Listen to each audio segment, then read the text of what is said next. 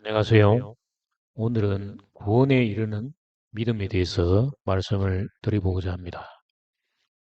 로마서 10장 9절에서 내가 만일 내 입으로 예수를 주로 시인하며 또 하나님께서 그를 죽은 자 가운데서 살리신 것을 내 마음에 믿으면 구원을 얻으리라. 여기서 주로 시인한다는 말은 예수가 주인이라 라는 말씀입니다. 예수가 주인이라는 말은 말로 선언하는 문제가 아니라 그런 상태가 되는 것입니다. 믿음은 두 종류의 믿음이 있습니다. 첫째는 예수를 믿겠다는 마음으로 교회를 다니고 죽어서 천국 간다는 비전을 가지는 그런 믿음입니다. 그런데 불행하게도 이런 믿음은 율법 아래에 있는 믿음이라고 말을 할 수가 있습니다. 왜냐하면 육적인 자아가 믿는 믿음이기 때문입니다. 자기 자신을 돌이켜보니 하나님에 대하여 죄인은 맞는 것 같고 그래서 교리적으로 하나님을 믿어보는 것입니다. 그러나 이런 믿음은 베드로가 예수를 3번 부인한 것과 같이 육적 고난이 다가오면 예수를 부인할 수 있는 그런 믿음이 되는 것입니다. 율법 아래에 있는 믿음은 모든 것을 자기 중심으로 그리고 율법적으로 생각하는 것입니다. 갈라디아서 3장 23절에서 믿음이 오기 전에 우리는 율법 아래 매인바되고 계시될 믿음의 때까지 갇혔느니라. 율법 아래 있는 믿음은 자기가 죄인이라는 것을 깨달으며 그래서 물 세례를 통하여 자신이 죽고 다시 태어난다고 믿지만 그 이상은 아닌 것입니다. 로마서 6장 3절에서 5절의 말씀을 보면 이 말씀은 물 세례가 아니라 일반 세례에 대해서 말하고 있습니다. 무릇 그리스도 예수와 합하여 세례를 받은 우리는 그의 죽으심과 합하여 세례를 받은 줄 알지 못하느냐? 그러므로 우리가 그의 죽으심과 합하여 세례를 받음으로 그와 함께 장사되었나니 이는 아버지의 영광으로 말미암아 그리스도를 죽은 자 가운데서 살리심과 같이 우리로 또한 새 생명 가운데서 행하게 하리 함이라. 만일 우리가 그의 죽으심과 같은 모양으로 연합한 자가 되었으면 또한 그의 부활과 같은 모양으로 연합한 자도 되리라. 그런데 로마서 6장 6절 7절의 말씀은 물 세례에 대해서 설명하고 있는 것입니다. 우리가 알거니와 우리의 옛사람이 예수와 함께 십자가에 못 박힌 것은 저희 몸이 죽어 다시는 우리가 죄에게 종노릇하지 아니하리 하느니 이는 죽은 자가 죄에서 벗어나 어렵다 하심을 얻었습니다. 그래서 물 세례는 죄에 대해서 저희 몸이 죽는 것을 설명하는 것입니다.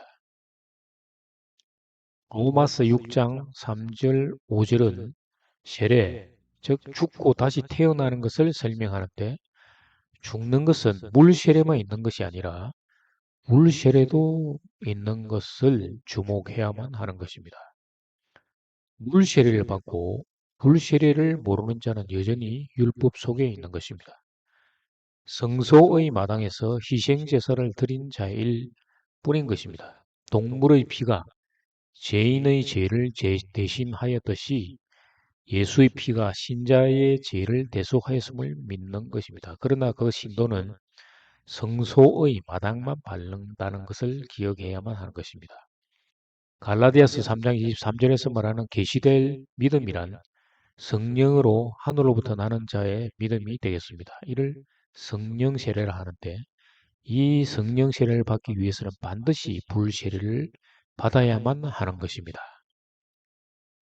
마태복음 3장 11절에서 보면 나는 너희로 회개하게 하기 위하여 물로 세례를 베풀거니와 내 뒤에 오시는 이는 나보다 능력이 많으시니 나는 그의 신을 들기도 감당하지 못하겠노라. 그는 성령과 불로 너희에게 세례를 베풀 것이요 라고 말씀하고 있습니다. 누가복음 12장 49절에서는 내가 불을 땅에 던지러 왔노니 이 불이 이미 붙었으면 내가 무엇을 원하리요? 예수님이 3년 동안 하신 것은 불을 땅에 던지러 온 것입니다. 불세례는 심판을 의미하는 것입니다. 그래서 불세례는 예수 그리스도의 십자가의 죽음을 상징하는 것입니다. 모든 사람들이 소돔과 고모라의 불심판과 같이 그렇게 심판받을 자라는 것을 말해 주는 것입니다. 그리고 성령 세례는 예수님의 부활을 상징합니다. 성소에는 두 종류의 사람이 있습니다. 성소의 마당에서 왔다 갔다 하는 죄인과 성소 안으로 들어가는, 즉 죄를 대속하는 제사장이 있는 것입니다. 물 세례는 마당뜰에서 죄를 용서받으려고 하는 자이지만, 물 세례는 이전의 옷을 벗고 제사장의 옷으로 갈아입는 의식과 같은 것입니다. 그래서 이전의 옷은 태워져야만 하는 것입니다. 그래서 갈라디아서 3장 27절에서 말합니다. 누구든지 그리스도와 합하기 위하여 세례를 받은 자는 그리스도로 옷 입었느니라. 이사야 64장 6절에서도 무릇 우리는 다 부정한 자 같아서 우리의 의는 다 더러운 옷 같으며 우리는 다 잎사귀같이 시들므로 우리의 죄악이 바람같이 우리를 몰아가나이다.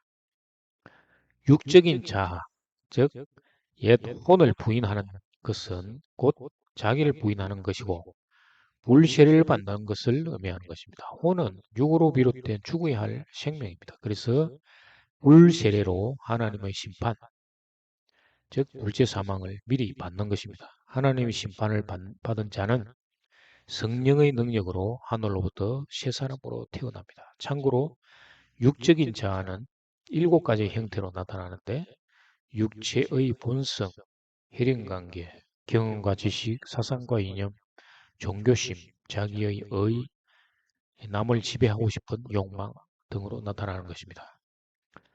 불세례를 받은 성도가 성령 세례를 받는 것이 곧 부활인 것입니다. 일반적으로 거듭남이라고 말을 하는데 성경에는 거듭남이란 용어가 없습니다. 우리말 번역에서 잘못 번역한 것입니다. 요한복음 3장 5절을 보면은 예수께서 대답하시되 진실로 진실로 내게 이르노니 사람이 물과 성령으로 나지 아니하면 하나님 나라에 들어갈 수 없느니라. 이 나지 아니하면을 예, 헬라어로는 겟네데라고 되어 있는데, 겟네데는 하늘로부터 태어나는 것입니다.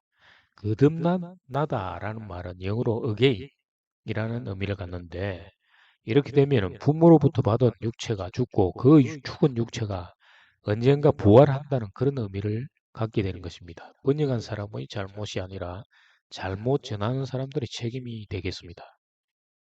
부활은 이전의 육적인 몸, 옛 혼은 죽고 새로운 영의 몸, 새 혼으로 태어나는 것을 의미하는 것입니다. 따라서 부모로부터 받은 육체, 바디는 부활과 아무런 상관이 없습니다. 시간이 지나면 이 육체는 죽는 살덩어리에 불과한 것입니다. 그래서 베드로전서 1장 9절에서는 혼의 구원이라고 말을 하고 있습니다. 믿음의 결국 곧 영혼의 구원을 받음이라. 여기서도 영혼이라고 번역된 것은 헬라어로 보면 의식계, 혼이 되겠습니다. 계시되는 믿음을 얻기 위해서는 성령 세례를 받아야 하는데 언제 어떻게 받는가? 성령 세례를 받기 위해서는 그리스도의 옷으로 갈아입을 때 받는 것입니다. 제사장 임명식에서 제사장의 옷을 입고 기름 부음을 받는 장면이 나오는데 이와 같은 개념인 것입니다. 이전의 옷을 벗고 새로운 옷으로 갈아입는 것이 성령 세례입니다. 새로운 옷이 부활입니다. 그래서 현재적 부활을 믿지 않는 자는 성령 세례를 받지 않았다는 것입니다. 앞에서도 말씀드린 바 있지만 로마서 6장 3절 5절에서 세례에 대해서 말하는데 죽고 십자가에서 죽고 부활을 한다는 말을 합니다.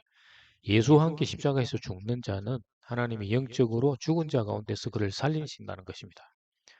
이는 육적인 이야기가 아니라 영적인 믿음과 관계되는 말입니다. 예수님이 죽기 전에 제자들에게 예수님이 함께함으로 믿음도 하늘의 계시를 받은 믿음이라고 생각할지는 모르지만 예수님이 십자가를 질 때 대부분 예수님을 부인하거나 그 자리에서 도망쳤던 것입니다. 그리고 부활하신 예수님이 제자들에게 나타나셔서 말씀을 하시는 것입니다. 요한복음 20장 22절에서 23절을 보면 이 말씀을 하시고 그들을 향하사 숨을 내쉬며 이르시되 성령을 받으라. 너희가 누구의 죄든지 사하면 사하여질 것이요 누구의 죄든지 그대로 두면 그대로 있으리라 하시니라.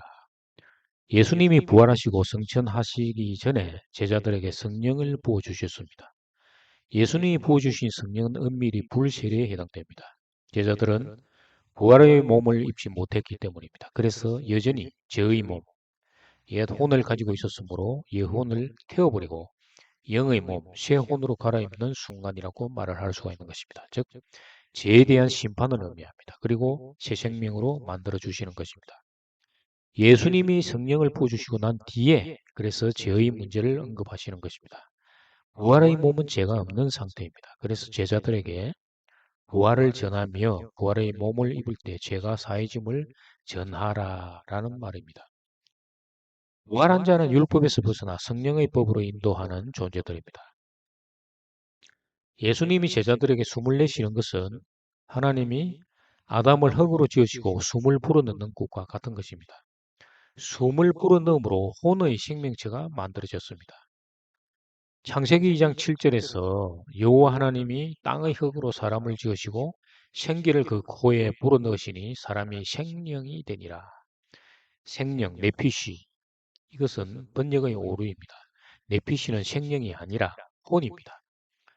첫사람의 혼은 죽어야 할 생명을 의미하지만 예수님이 제자에게 숨을 불어넣은 것은 새로운 혼, 즉 부활의 몸을 만들기 위한 것이라는 말입니다. 부활의 몸은 영생의 몸입니다. 부활의 몸이 있어야 하늘의 성전이 심령 속에 세워지는 것입니다. 초대교회 당시 많은 사람들이 성령 세례에 대해서 들었을 것입니다. 성령 세례를 받은 사람들은 좋아서 감당할 수 없었습니다. 그래서 불신자들이 보기에 저 사람들 술 취했구만 라고 말을 했던 것입니다.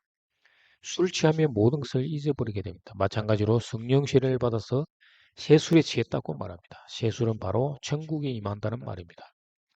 왜냐하면 복음이 전파되기 위함입니다. 예수 그리스도의 부활을 전하기 위해서 인 것입니다. 이 구원이 전달되기 위해서 성령 세례를 구합니다. 성령 세례도 물 세례와 마찬가지로 하나님이 사람을 통해서 손을 통해서 주는 것입니다.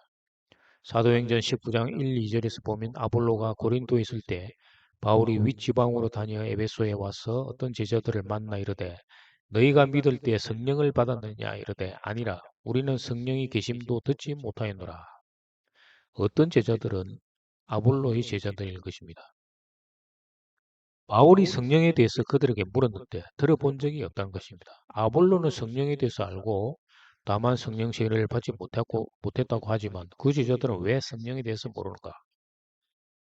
사도행전 19장 4절 5절을 보면 바울이 이르되 요한이 회개의 세례를 베풀어 백성에게 말하되 내 뒤에 오시는 이를 믿으라 하였으니 이는 곧 예수라 하거늘 그들이 듣고 주 예수의 이름으로 세례를 받으니 여기에서 예수의 이름으로 주시는 세례를 성령 세례라고 하는 것입니다. 그리고 사도행전 19장 6, 7절에서 바울이 그들에게 안수하며 성령이 그들에게 임하심으로 방언도 하고 예언도 하니 모두 12사람쯤 되니라. 오순절 성령 세례는 부활을 믿는 자에게, 즉 현재적 부활을 믿는 자에게 임하는 성령인 것입니다. 그래서 심령 속에 성전이 세워지고 성령의 능력과 말씀, 즉 호로고스로 예수님이 그 성전 지성소로 들어오는 것입니다. 부활을 믿는 자는 예수님께서 재림하여 들어오심을 믿는 것입니다. 오늘날 교회 사람들은 종말 때 예수님 언젠가 재림하실 것이라고 기대를 하는 것입니다. 부활을 믿는 자는 예수님께서 재림하여 들어오심을 믿습니다. 현재적 부활을 믿는 자에게만 예수님이 심령 속의 성전으로 재림하여 들어오시는 것입니다. 이후에는 예수님이 심판자로서 세상 모든 자에게 임하실 것입니다. 율법 아래 있는 자에게는 심판의 주로 재림하여 오시지만 성령의 법에 있는 부활한 성도에게는 현재적으로 심령 속에 예수님이 재림하여 들어오시는 것입니다. 그래서 예수님을 주인으로 모시는 것입니다. 심령 속에서 천국 혼인잔치가 이루어집니다. 현재적 부활을 믿는 성도의 심령 속에 성전이 세워지고 예수님이 성령으로 재림하여 들어올 때 성도에게 예수님이 주인이 되는 것입니다. 이게 계시된 믿음이라는 것입니다. 이때 성도에게 임하는 성전을 천국 또는 셋째 하늘 또는 천년 왕국이라고 부르는 것입니다. 마태복음에서 하나님 나라와 달리 천국이라는 용어를 사용하는데 헬라어로 바실레리아 톤 우라논이라는 이 천국은 심령 속에 임하는 하나님 나라를 의미합니다. 이 세상에 살면서 하나님 나라를 이루는 것입니다. 그리고 복음을 전함으로 천국을 사람들에게 심는 것입니다. 유대인들이 하나님이라는 용어를 사용하는 것을 불경스럽게 받아들였기 때문에 마태가 복음서를 쓸 때 하늘나라, 천국이라는 말을 사용했다는 많은 목사들의 말을 오늘날 교회 사람들은 대부분 믿고 있는 실정입니다.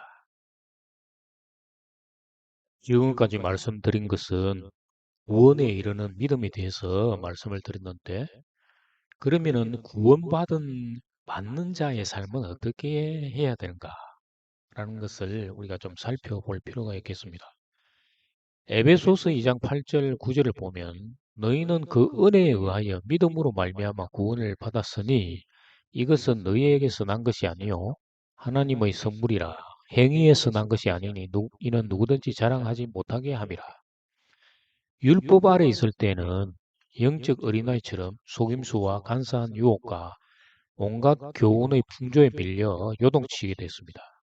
그런데 성령 아래 있을 때는 하나님의 아들을 믿는 것과 아는 일에 하나가 된다는 말입니다.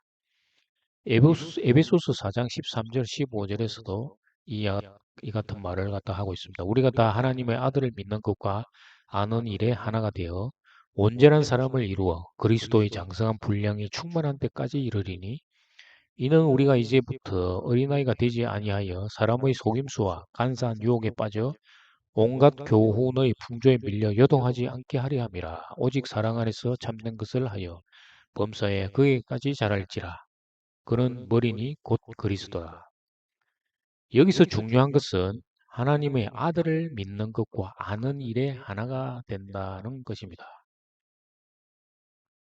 하나님 아들을 믿는 것과 아는 일에 하나가 된다는 한글 개역 개정의 번역은 잘못되었습니다. 하나님 아들의 믿음과 성부 하나님과의 친밀히 아는 것, 히브리어 야다가 되는데 친밀히 아는 것에 하나가 된다. 이렇게 번역을 해야만 맞을 것입니다. 성도들은 서로 하나님의 아들의 믿음과 성부 하나님과의 암을 통해서 하나가 되어야 한다는 것입니다. 그래서 그리스도의 장성한 크기에까지 나아가는 것입니다. 이것은 그리스도 안에서 이루어집니다. 하나님 아들의 믿음은 십자가의 죽음과 부활을 의미합니다. 하나님 아들의 믿음은 구원 사역을 위해 십자가에서 죽어야 하고 성부 하나님이 부활시킨다는 믿음입니다. 이 하나님의 아들의 믿음이 성부 하나님과의 야다를 통해서 하나가 될 때 온 세상 인류의 구원이 시작되는 것입니다. 이와 같이 성도도 예수 그리스도의 십자가의 죽음과 부활과 연합될 때 성부 하나님과 하나가 되는 것입니다. 그래서 온전한 사람으로 이루어 나가게 되는 것입니다. 온전한 사람을 이루어 그리스도의 장성한 분량이 충만한 데까지 이르리니 성도가 회심하여 온전한 사람이 되는 것이 어떻게 이루어지는가? 죄인이 회심하여 곧바로 온전한 사람이 되는 것은 쉽지 않을 것입니다. 하나님의 구원은 기납법적이 아니라 연역법적입니다. 언약을 통하여 하나님이 먼저 선언해 주시는 것입니다.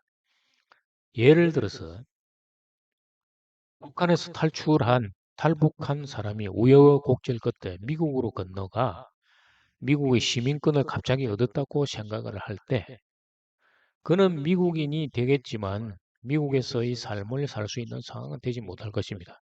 언어, 문화, 경제, 여러 분야에서 부족한 상태로 완전한 미국인이라고 볼 수 있지는 않을 것입니다.